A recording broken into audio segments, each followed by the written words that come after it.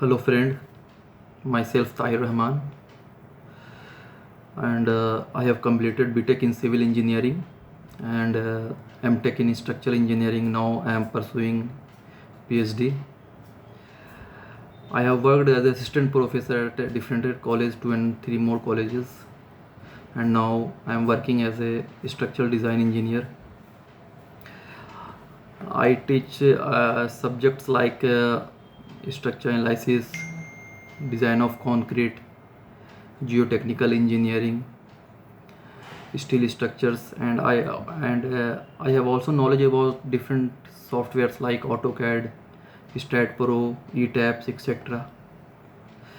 तो friend actually हमारे जितने भी स्टूडेंट थे और कुछ हैं भी, एंड जितने भी हमारे फ्रेंड्स हैं उन्होंने मुझे मोटिवेट किया, उन्होंने मुझे एक सजेशंस दिया एंड कुछ रिक्वेस्ट भी आप समझ सकते हैं कि उन्होंने बोला कि सर मतलब आप अपना कुछ वक्त 20 मिनट या 25 मिनट्स या 30 मिनट्स जो भी है वो आप टीचिंग में अपना दें ऑनलाइन, जिससे हमें भी कुछ सीखने को मिलेगा और साथ साथ हमारे जितने भी फ्रेंड हैं मैं उनको भी फॉरवर्ड करूँगा, जिससे आप कुछ आपके ज़रिए कोई दूसरे स्टूडेंट भी सीख सकेंगे। क्योंकि आपको दोस्तों पता है कि अभी कोरोना का ऐसी पैंडेमिक चल रही है जिसमें ऑफलाइन क्लासेस ही ख़त्म हो चुकी है। तो इस हाल में सभी स्टूडेंट जितने भी स्टूडेंट्स हैं सब लोग पूरी तरह से वो ऑनलाइन डिपेंड हो चुके हैं। अब ऑनलाइन में भी कुछ क्राइटेरिया ये होती है कि बहुत सारी इंस्टीट्यूशंस आप ले लेंगे वो ऑनलाइन क्लासेस करा रही है, but they are taking too much fees. तो ये सभी लोगों के लिए पॉसिबिलिटी है नहीं कि उतनी सारी फ़ीस दे करके वो सीखें क्यों। तो इसलिए मैंने आज अपना पहला यूट्यूब चैनल आज मैंने क्रिएट किया है और मैं अपना this is my first video, मैं अपना पहला वीडियो आज बना रहा हूँ और इसमें मैं स्टेप वाइज मैं ये कोशिश करूँगा कि सिविल इंजीनियरिंग की जितनी भी सब्जेक्ट्स है like Jio technical engineering, design of concrete, structural engineering and AutoCAD, ETAB, StatPro, जितनी भी चीज़ें हैं मैं स्टेप वाइज सब आपको बताऊंगा। वीडियो एक वीडियो में कोशिश करूंगा कि रोज़ाना बनाऊं। इफ़ आई गेट टाइम मैं अपनी तरफ से पूरी कोशिश करूंगा कि मैं एक वीडियो रोज़ाना बनाऊं जो जिससे आप भी इस वीडियो को देखें और आपको भी इससे मोटिवेशनल मिले और आपको कुछ नॉलेज मिले और मुझे भी अच्छा लगे। तो फ्रेंड्स आज मैं जो शुरू करूँगा अपनी फ़र्स्ट टॉपिक जो शुरू करूँगा वो कंक्रीट पर है कि सबसे पहले कंक्रीट क्या चीज़ होती है। देखिए कंक्रीट जो होती है वो cement, sand and aggregate and water का मिक्सचर्स होता है। तो कंक्रीट सबसे पहले बेसिक हमें ये समझना है कि कंक्रीट क्या चीज़ होती है, क्योंकि अगर आपको कंक्रीट के बारे में नॉलेज हो जाएगा तो समझिए आप सिविल इंजीनियरिंग की फ़र्स्ट स्टेप आप जानेंगे। क्योंकि जब भी अगर आप सिविल इंजीनियरिंग की कोई भी बुक खोलेंगे तो सबसे पहला स्टेप आपको सिविल इंजीनियरिंग में नॉलेज के लिए सबसे पहले आपको कंक्रीट के बारे में जानना पड़ता है। तो कंक्रीट में सीमेंट होती है, एग्रीगेट होती है एंड वाटर होती है। तो सीमेंट क्या चीज़ होती है, तो सीमेंट का एक रोल ये होता है कंक्रीट में कि सीमेंट एक बाइंडिंग मटेरियल होती है। क्योंकि जब सीमेंट को हम लोग एग्रीगेट के साथ मिक्स करते हैं तो वो क्या करता है कि एग्रीगेट के साथ मिलने के बाद एग्रीगेट को बाइंडिंग कर देता है और बाइंडिंग करने के बाद इसे मजबूत बनाता है। कंक्रीट का मतलब ही ये होता है स्ट्रॉन्ग। तो कंक्रीट जो हम लोग मिक्सचर बनाते हैं इसे सभी अलग अलग डिफरेंट स्ट्रक्चर्स में यूज़ कर सकते हैं। लाइक अगर आप you are going to construct foundations, you are going to construct beam, you are going to construct column, you are going to construct slab, जितने सारी स्ट्रक्चर्स होती है उसमें आपको कंक्रीट ही पहला स्टेप्स, मतलब एक तरह से बाइंडिंग मटेरियल के तौर पे देखा जाए तो आप लोग कंक्रीट ही को यूज़ करेंगे। तो कंक्रीट भी जो होती है वो दो तरह की होती है। एक होती है प्लेन सीमेंट कंक्रीट जिसे हम लोग शॉर्ट फॉर्म में PCC कहते हैं, और सेकंड होती है RCC जिसे रेनफोर्स सीमेंट कंक्रीट कहते हैं। तो पहले हम लोगों को ये जानना पड़ेगा कि प्लेन सीमेंट कंक्रीट क्या होती है। तो प्लेन सीमेंट कंक्रीट वो वैसी कंक्रीट होती है जिसमें हम लोग स्टील नहीं यूज़ करते हैं। लाइक प्लेन सीमेंट कंक्रीट जो होती है इसमें सिर्फ हम लोग सैंड यूज़ करते हैं, एग्रीगेट यूज़ करते हैं, सीमेंट यूज़ करते हैं एंड वाटर यूज़ करते हैं। एंड रेनफोर्स सीमेंट कॉन्क्रीट क्या होती है? तो रेनफोर्स सीमेंट कॉन्क्रीट में हम लोग सीमेंट भी यूज़ करते हैं, कोर्स एग्रीगेट यूज़ करते हैं, सैंड यूज़ करते हैं जिसे हम लोग फाइन एग्रीगेट कहते हैं, वाटर यूज़ करते हैं एंड स्टील यूज़ करते हैं। तो ये डिफरेंस होता है रेनफोर्स सीमेंट कॉन्क्रीट का एंड प्लेन सीमेंट कॉन्क्रीट का। अगर आपसे कोई भी क्वेश्चन पूछता है कि what is the difference between plane cement concrete and reinforce cement concrete, reinforced cement concrete को हम लोग RCC कहते हैं। तो इन अ सिंपल वे आप कह सकते हो कि प्लेन सीमेंट कॉन्क्रीट में वी डोंट प्रोवाइड स्टील, हम लोग स्टील प्रोवाइड नहीं करते हैं, एंड रेनफोर्स सीमेंट कॉन्क्रीट में हम लोग स्टील प्रोवाइड करते हैं। तो अब ये आता है कंक्रीट में। मैंने बताया कि कंक्रीट में हम लोग सीमेंट यूज़ करते हैं, स्टील यूज़ करते हैं, एग्रीगेट यूज़ करते हैं एंड वाटर यूज़ करते हैं। तो सबसे पहले हम लोग सीमेंट के बारे में समझेंगे कि सीमेंट कितने तरह की होती है।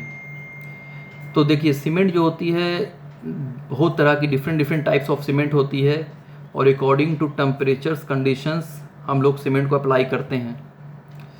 जैसे सीमेंट पोर्टलैंड सीमेंट होती है, जिसे हम लोग ऑर्डिनरी पोर्टलैंड सीमेंट कहते हैं, पोर्टलैंड पोज़ोलाना सीमेंट होती है, हाइड्रोफोबिक सीमेंट होती है, सल्फेट रेसिस्टिंग सीमेंट होती है, लो हीट सीमेंट होती है, कलर्ड सीमेंट होती है, वाइट सीमेंट होती है। डिफरेंट तरह की सीमेंट्स होती है जो सिंपल हम लोग अलग अलग डिफरेंट कंस्ट्रक्शंस में यूज़ करते हैं। एक क्यूक सेटिंग सीमेंट होती है, जैसे आप अगर कभी आपने देखा होगा कि जब किसी पानी के अंदर कोई कंस्ट्रक्शन चल रही है तो पानी के अंदर जो सीमेंट यूज़ की जाती है वो क्यूक सेटिंग सीमेंट होती है। क्यूक सेटिंग सीमेंट में सबसे अच्छी प्रॉपर्टी ये होती है कि जैसे ही आप उसको पानी के टच में लाएंगे वो सडनली स्ट्रेंथ हो जाती है, हार्ड हो जाती है, इसलिए उसे हम लोग क्यूक सेटिंग सीमेंट कहते हैं। और ये क्यूक सेटिंग सीमेंट जो यूज़ की जाती है वो ज़्यादातर वैसे कंस्ट्रक्शन में यूज़ की जाती है जो पानी के अंदर होती है, जैसे ब्रिज कंस्ट्रक्शन होती है। तो इस तरह की कंस्ट्रक्शन में जनरली हम लोग जो यूज़ करते हैं वो क्यूक सेटिंग सीमेंट यूज़ करते हैं। सेकंड जो होती है different types of cement, like अगर आप स्लैब की कंस्ट्रक्शन करना चाह रहे हैं, बीम की कंस्ट्रक्शंस करना चाह रहे हैं, कॉलम की कंस्ट्रक्शंस करते हैं, या सिंपल फाउंडेशंस की कंस्ट्रक्शंस करते हैं, तो इसमें सिंपल हम लोग ऑर्डिनरी पोर्टलैंड सीमेंट को यूज़ करते हैं। अब ऑर्डिनरी पोर्टलैंड सीमेंट की भी ग्रेड अलग अलग होती है, 33 ग्रेड होती है, 43 ग्रेड होती है, 53 ग्रेड होती है। ये जो ग्रेड होती है ये सीमेंट की कैरेक्टरिस्टिक स्ट्रेंथ को बताती है, क्योंकि सीमेंट में क्या होती है, एक कैरेक्टरिस्टिक कंप्रेसिव स्ट्रेंथ होती है जो किसी चीज़ को भी कंप्रेस करती है। अगर आप कंक्रीट जब भी पढ़ेंगे तो उसमें सबसे अच्छी चीज़ ये होती है कि आपको एक कोड लेकर बैठना चाहिए, जिससे हम लोग कहते हैं IS 456-2000 एक कोड होती है कंक्रीट की। इसे आप लेकर बैठें और इसे स्टेप वाइज पढ़ें तो इस थ्रू आउट आपको समझ में आ जाएगा उसकी बेसिक चीज़ें कि क्या क्या किस जगह पे क्या क्या अप्लाई की जाती है उस तरह से। एंड सेकंड होती है हम लोगों की एग्रीगेट। दोस्तों, एग्रीगेट जो होती है वो दो तरह की होती है, एक कोर्स एग्रीगेट होती है और एक फाइन एग्रीगेट होती है। तो कोर्स एग्रीगेट जिसे आप हिंदी में गिट्टी कहते हैं, जो इसकी शेप जो होती है एक पिरामिड शेप की होती है जो स्टोन की बनी होती है, उसे ही हम लोग कोर्स एग्रीगेट कहते हैं।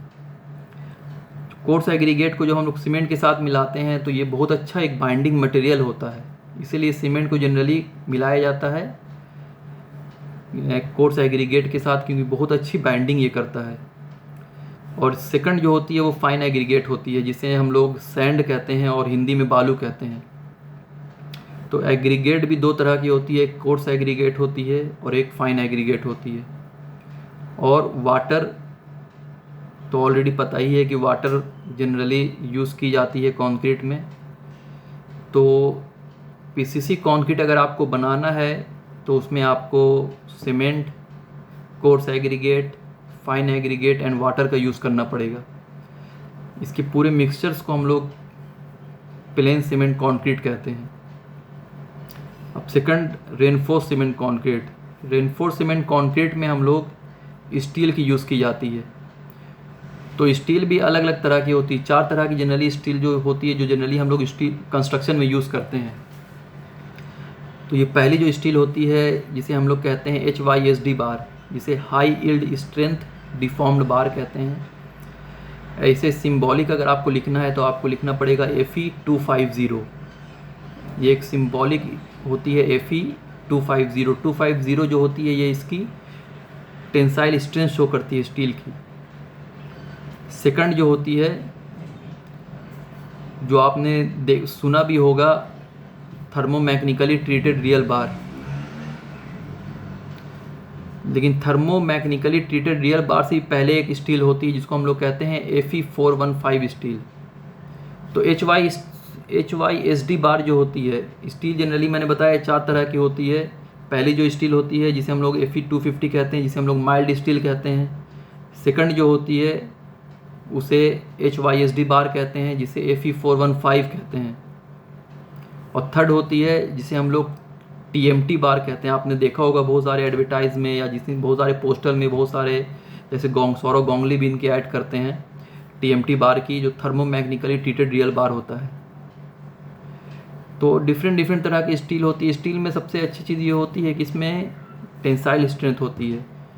तो जब भी हम लोग कोई मतलब स्लैब बनाते हैं, फर्स्ट फ्लोर की, सेकंड फ्लोर की, ये कॉलम बनाते हैं, तो बीम बनाते हैं, तो इसमें जनरली हम लोग RCC यूज़ करते हैं, PCC नहीं यूज़ करते हैं। क्योंकि जनरली इसमें क्या, PCC में क्या होती है कि वी डोंट प्रोवाइड स्टील। तो PCC उसी जगह पे यूज़ की जाती है जो मतलब बेस में हो। जैसे घर के, अगर आप कोई कंस्ट्रक्शन घर का बनाने जा रहे हैं तो घर में आपने देखा होगा कि जो ग्राउंड फ्लोर होती है उसमें सिर्फ हम लोग PCC करते हैं, उसमें स्टील नहीं बिछाते हैं। लेकिन अगर फर्स्ट फ्लोर की स्लैब बना रहे हैं, सेकंड फ्लोर की स्लैब बनाते हैं, थर्ड फ्लोर की स्लैब बनाते हैं, या कोई कॉलम बनाते हैं या कोई बीम बनाते हैं, तो उसमें आपको स्टील प्रोवाइड करना पड़ता है। क्योंकि स्टील क्या होती है, उसमें टेंसाइल स्ट्रेंथ होती है, और जो कंक्रीट होती है उसमें एक कंप्रेसिव स्ट्रेंथ होती है।